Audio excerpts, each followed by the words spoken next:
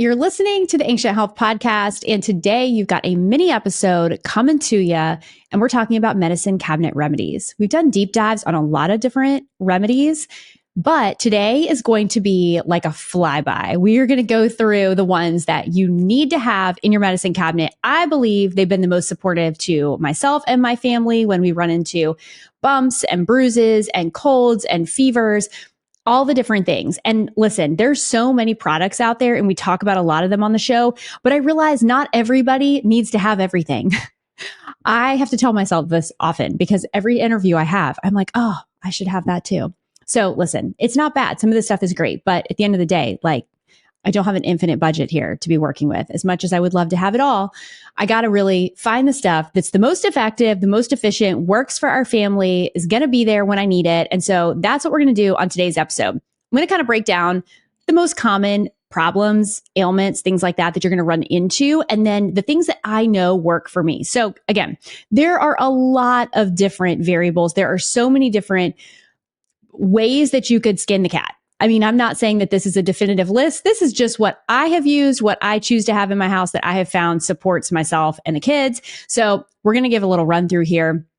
So bear with me, hit the show notes if you would like all of the details, because I realize if you're listening to this and you're out, you're going to want to have to remember. So check the show notes out. We'll link all of these different things, categorize them for you so you have easy access to some resources. So let's kick off this conversation and talk about food poisoning, because this is the worst. I mean, I'll take a cold any day.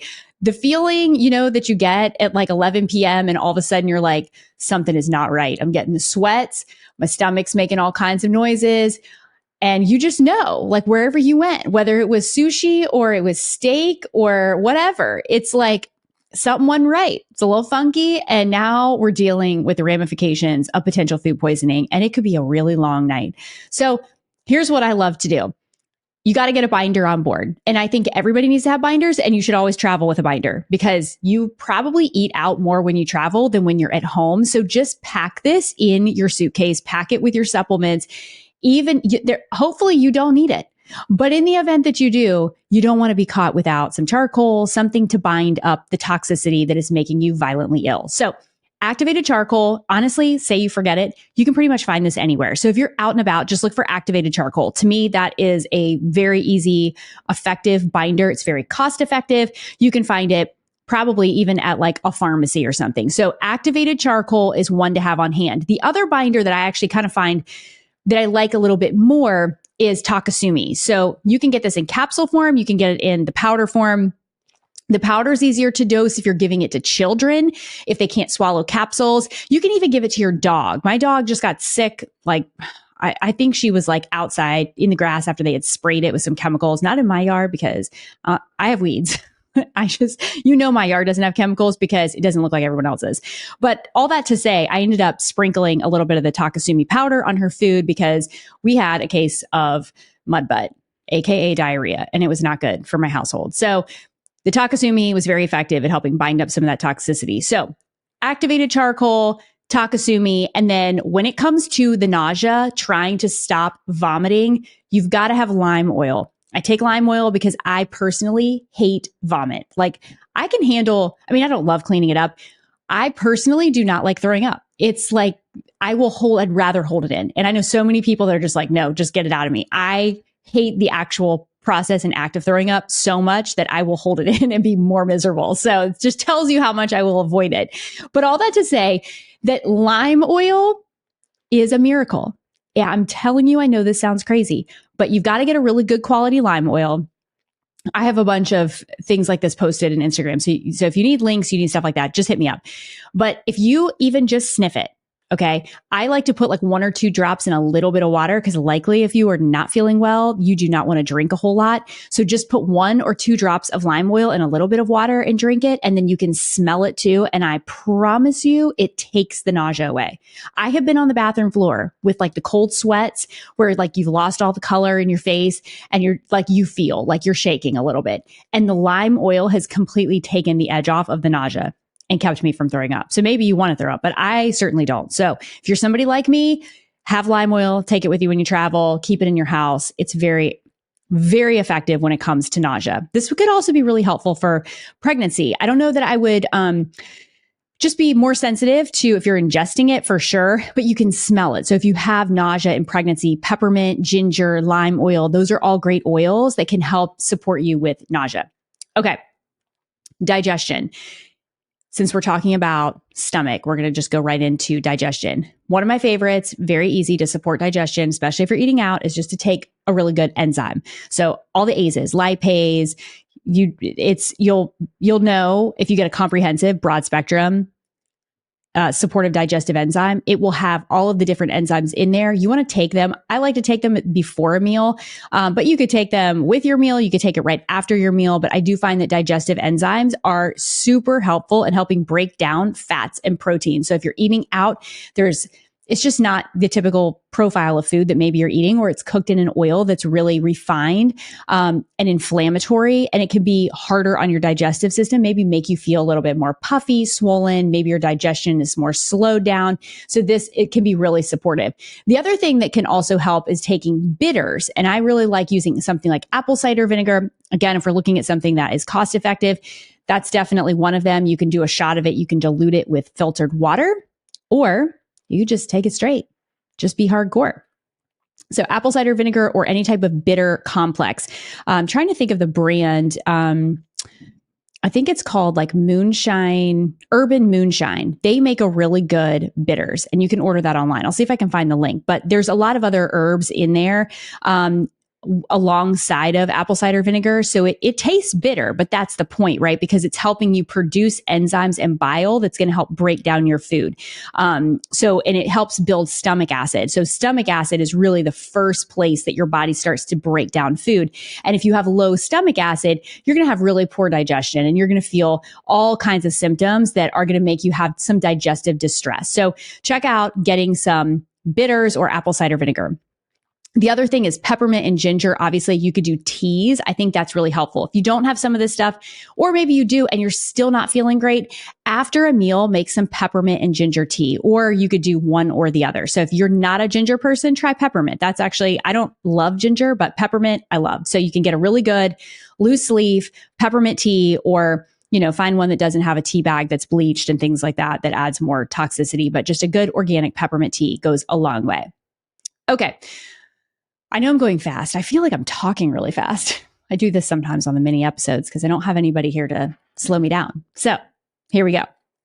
Let's talk about injuries for a second. So I'm just using kids because most likely they're the ones that are having the injuries. I mean, hopefully we're, as adults, we're not like tumbling down the stairs and, sometimes we cut ourselves chopping vegetables. I know I do. But anyway, I digress. Injuries, here are a few things that are helpful. I like to get the colloidal silver salve. You can either buy it in like a pot, that you use your finger to kind of use it as a salve.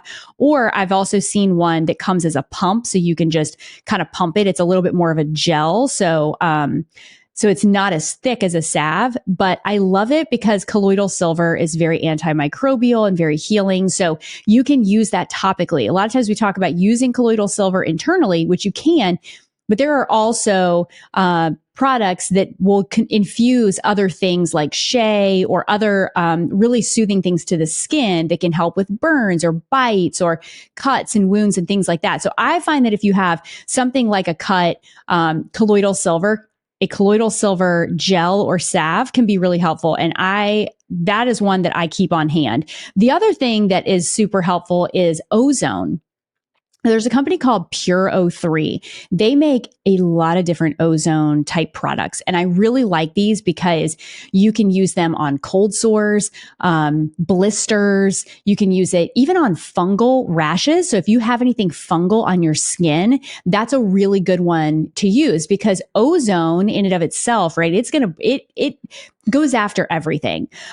There are all kinds of ozone therapies, but a topical application of ozone can be really effective and really cost effective. So I would say if you're going to have something on hand for specific injuries, I really like having colloidal silver and I like having an ozone salve. Both of those can be really healing. Now for scarring, So if you've kind of closed up, treated the wound, scarring, I really like helichrysum and frankincense oils. Those two oils together in a carrier oil are phenomenal for helping with minimizing scar tissue, especially if you have something that's on your face. Because I realize that most of us, especially like cold sores, I always use those oils at the end of a cold sore. Like when the blister has healed, I will then go use helichrysum or frankincense oil because it helps the skin heal where you don't have any redness, you don't have any scarring. So those oils can go a long way, and you can use those on your children as well. Okay, let's transition into stress. Stress is by far talked about the most. I think that most people realize that many of their symptoms are a result of stress patterns.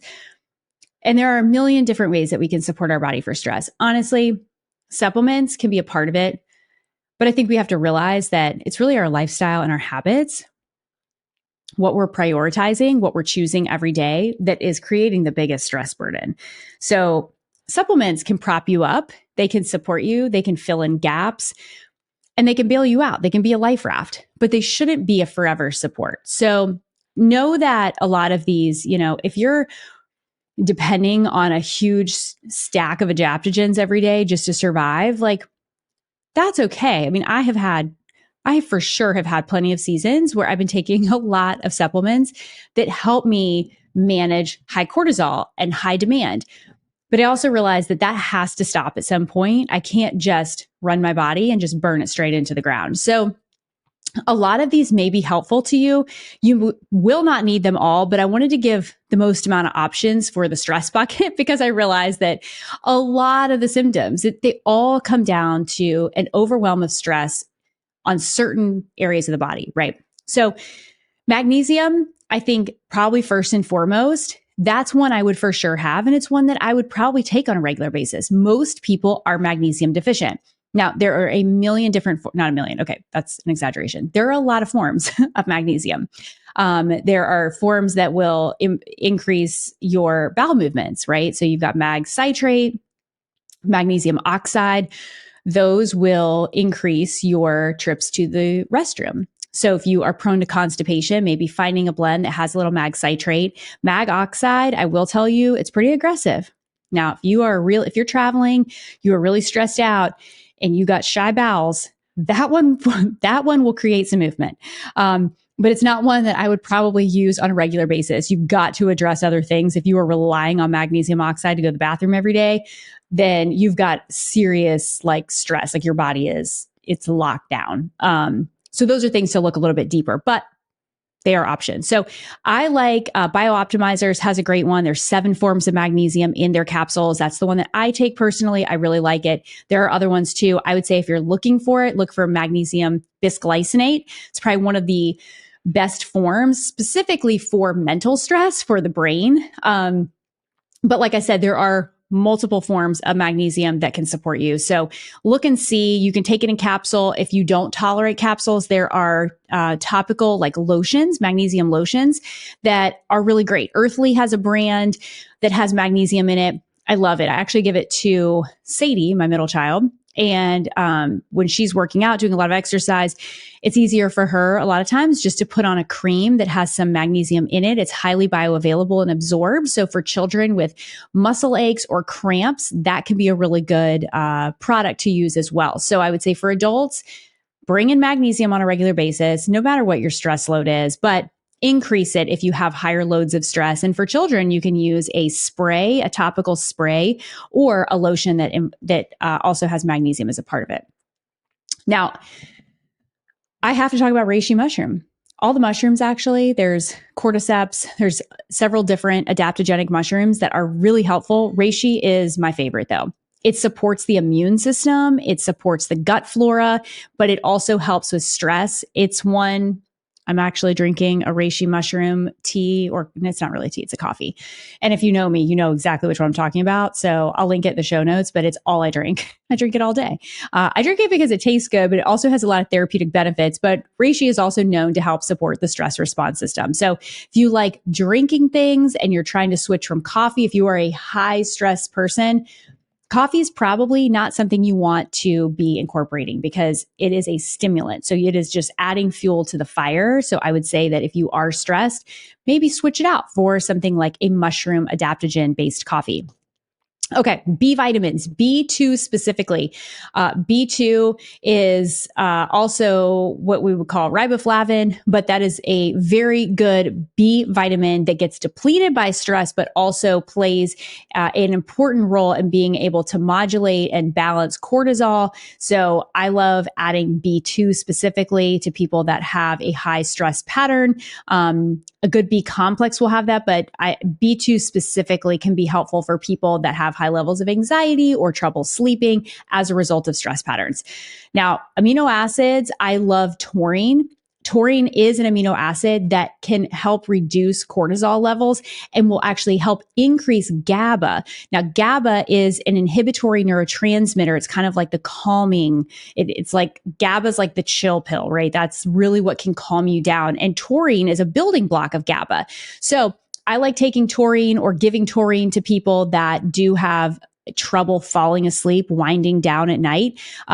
You can take a couple 100 milligrams based on, there's a lot of different products out there, but just find a really good clean brand that's just taurine. Or you can find a blend if you know you do well with things like chamomile or lavender or, B2. There's some sleep products out there that incorporate a lot of those and even have magnesium in there or L-theanine. Those are all good blends. But if you're very sensitive, I would just start with something like taurine so that you're not giving yourself 7 or 8 ingredients and then you become reactive and not really know which one. So taurine is helpful. I take it a little bit earlier in the day, like I'll take it in the evening. I take it, a few hours before bed and find that helps me with entering into a really healthy state of sleep.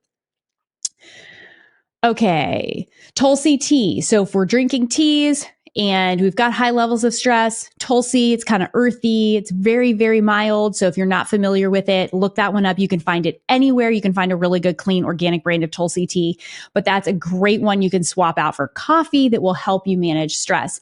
Ashwagandha, it's kind of the more famous of the adaptogens for stress.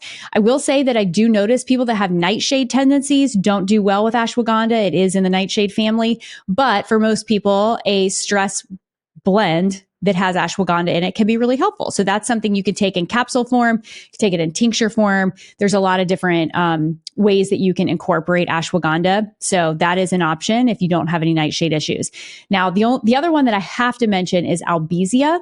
Albizia is another herb. You can take it in capsule form, again, tincture and oral form. It is non-habit forming, but I can tell you from experience, it is my go-to if I know that I'm really ramped up and I need to be able to kind of curb and blunt that cortisol and be able to shift down into more parasympathetic. It absolutely takes the edge off.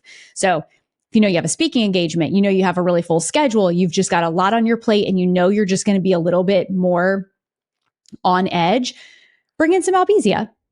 I don't do it on a regular basis, but it is in my medicine cabinet and it is my go-to. And I also travel with it. So if I'm on an airplane or I know I'm not going to be getting good sleep, I just know that I get more stressed and albizia is a really helpful support. Okay. So those are some of your stress supportive supplements: B2, magnesium, reishi, taurine, Tulsi tea, ashwagandha, albizia. There are a number of others. This is by no means a comprehensive list, but those are things to consider if you're looking to help your body manage your stress burden. All right, so let's just talk about viral infections really quick. Everybody gets viruses. Our kids bring them into our homes, and then they so wonderfully just give them to the rest of the family, and they run their course in a household. So we know cold and flu season, everybody goes down with a virus at some point. So some of the things that I like to have on hand, number one is astragalus. So this is in Chinese medicine, this is by far, I feel like it is the gold standard of supporting the immune system. And you can give it to your kids. It's very easy. I take it in capsule form, but again, you can find astragalus in tinctures if it's easier to dose for your children. But I love astragalus. In fact, usually in the winter months of cold season, I will take astragalus every day for 2 months. Just when I know everybody is sick, because it's so supportive for immune health. Now, when you do have a viral infection, you can bring in elderberry. There are some things you can bring in right at the onset of colds, even like bee propolis if it's more respiratory. You want to get those on board kind of immediately right out of the gates. Those can be helpful. But astragalus is one of those that you can dose in smaller doses just to support the resiliency of the immune system during cold and flu season. The other one that I really like is olive leaf. Olive leaf can be tolerated by children, adults. It's antimicrobial, it just kind of covers the gamut of a lot of different things. Like I feel like olive leaf could be a solution to so many different areas, specifically when it comes to a compromised immune system, but other imbalances as well. And it's so gentle on the body. So if you are really sensitive, you're somebody that just cannot take a lot of supplements, your body doesn't do a lot of foods, like you cut your threshold is very small for taking on a lot. Olive leaf is very gentle, but it's effective. So I 1000% have astragalus and olive leaf. And if and when anyone gets a cold, I start both of those at the same time. Now, vitamin C, acerola cherry, camu, I would put that on the shelf as well, because I know if I use that alongside of maybe some bee propolis, and elderberry right at the onset of a cold, you're helping your body ramp up the antioxidants that it needs to fight the oxidative damage, to fight the virus. So those are really helpful to dose just in pulses right when you know you have a cold. So it's like, have them on hand, get them going.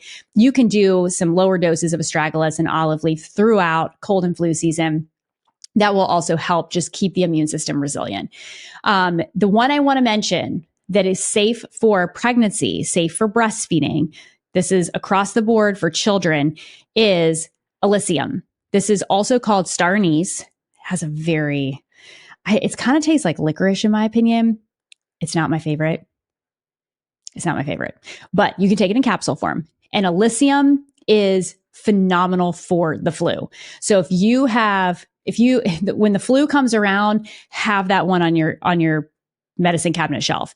And like I said, it's so effective with children as well. So if you are somebody that is expecting, or you have children, or you're breastfeeding, that one is very safe for you to have. So for families, I find that Elysium, acerola cherry, or camu, that's your vitamin C, olive leaf, astragalus. You can bring in zinc. You can bring in some other supportive nutrients, but even vitamin D, I think can be really helpful. But as far as viral infections for herbs, these are the ones that I would stick to. These are the ones that I have to kind of minimize. Again, there's a lot of homeopathics. All of those things work too, but I'm trying to give you like the 3 or 4 things I would definitely have on hand that if you were to have a viral infection, these are the ones I would recommend for you to have. Okay. For muscle soreness, aches and pains, a couple things I want to point out. I talked about magnesium, and I would 1000% do that. And if it is aches and pains, like maybe you just had I don't know, a marathon weekend and you're on your feet, and so your body's kind of sore, or your children have growing pains and they're just kind of achy and sore, doing bath salts, magnesium, Epsom salts, those can be super helpful. You can add essential oils in there. You can add lavender in there. And those can be really soothing to the body, especially to skeletal muscle. So those are my go-to. You can also do a muscle aloe gel. And that sometimes can be infused with arnica. And so if you've got bruising or inflammation, you can use that topically on those muscles in specific areas, targeted areas, to be helpful. Spearmint and essential oil and peppermint essential oil are also like, oh my gosh, they're phenomenal. So here's the best thing to do. If you have like neck tension, like your traps or your neck or any of the fascia around your shoulder blades gets tense, maybe if you've even been sitting in a car, your low back is starting to hurt because you've been driving for a long time, you just feel stiff. There's something called Deep Blue that has copaiba oil in it. This is made by doTERRA, but this is one of my favorites. They have a stick and it has copaiba in it. It's got spearmint, it's got peppermint, and it's very cooling. So it kind of is like, what's the stick or the rub? I don't know. You guys know what I'm talking about. Icy hot. It's kind of like that cooling feeling. And so I love it. I always have it on hand. And there are days where I'm sitting at my desk or I'm standing for a long time or had a hard workout and my muscles ache. I'll do a magnesium salt bath or Epsom salt bath. And then I'll do the Deep Blue rub. And then I'll even use, if it's something that's more like a physical injury, you can use a balm with arnica. And you can also take the arnica tablets as the homeopathic as well. And that's really helpful for recovering on when it comes to injuries. Okay, so we've gone through food poisoning, we've gone through digestion, we've gone through some injuries, stress, viral infections, first aid, a little bit first aid stuff. The other thing I will actually throw in there for first aid is bentonite clay. And that can be really helpful for any type of itching, wounds, rash, anything that's kind of like burning or stinging on the skin. So if you've got a child that's got a bite, even like a tick bite or mosquito bites or ant bites, you can put bentonite clay on there and that kind of helps dry it out. And then you can use some lavender as well. But the bentonite clay will help kind of soothe a little bit of the itching and burning feeling. And then you can add the lavender on there, which is also really soothing. So if they've got a lot of heat and swelling and irritation to a specific bite, wound, or rash, lavender oil can be really great. You don't want to put it in an open wound, but I like that one for more of a first aid application. So we've talked about aches and pains. We covered a lot of ground on this little mini episode. Like I said, we'll put everything in the show notes because if you're listening, you may be thinking, okay, I checked some of these boxes, but there are other ones I've never heard of. So just save the notes and you can go through and we'll hyperlink everything. So it'll take you right to the different products. But like I said, I wanted to keep this really condensed because I know there are so many different options, but if I had to weed out and only keep a few things on my medicine cabinet shelf, these would be the ones I would include for the topics and subcategories of your health and the needs that your family has in your home. So I hope this has helped you. I always love hanging. Hopefully this is bringing value to you. I hope you share this episode with a family member, save it for later, hit me up over on social, hit the Health Institute up over on social. We love hearing from you. Love to hear testimonials too.